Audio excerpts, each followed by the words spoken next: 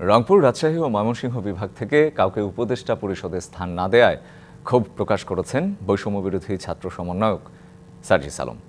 শহীদ পরিবারের পাশে বাংলাদেশ এই স্লোগানকে ধারণ করে রংপুরে জুলাই স্মৃতি ফাউন্ডেশনের কার্যক্রমে এই ক্ষোভ প্রকাশ করেন তিনি। এদিকে শহীদ পরিবারগুলোকে সহায়তা দিয়ে জুলাই বিপ্লবের শোককে শক্তিতে রূপ দেওয়ার প্রত্যয় ব্যক্ত করেন উপদেষ্টারা।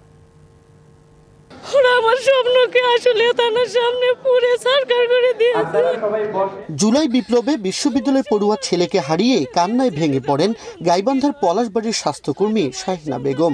দোষীদের বিচার ছাড়া কিছুই চান না তিনি। এই অনুষ্ঠানে আমার চাওয়া সুষ্ঠু তদন্তের মাধ্যমে বিচার হোক। আমি আমার সন্তানের বিচার দেখে মরতে চাই। জুলাই অভ্যুত্থানে শহীদ পরিবারের সব স্বজনদের আবেদনগুলো একই রকম। রংপুরে শনিবার থেকে শুরু হয় জুলাই স্মৃতি ফাউন্ডেশনের সহায়তা বিতরণ কার্যক্রম। টাকা পয়সা মূলত সব কিছুর সমাধান না, আরও সন্তুষ্ট হব যদি তারা এটার প্রকৃত দোষীদের শাস্তির মুখোমুখি করে ফাঁসির আওতায় আনে।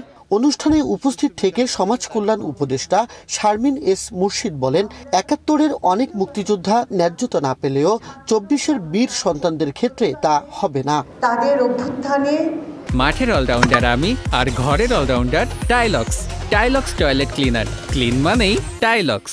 সমাজ দ্বিতীয়বার সুযোগ পেল আবার নতুন করে গড়ার।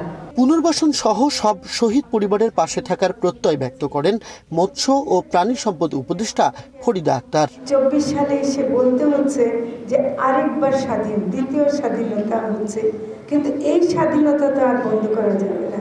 এই স্বাধীনতা আমাদেরকে টিকিয়ে রাখতে হবে। অনুষ্ঠানে ফাউন্ডেশনের সাধারণ সম্পাদক সার্জিস আলম সরকারের উপদেষ্টা ও প্রতিনিধি নিয়োগের বিষয় নিয়ে কথা বলেন।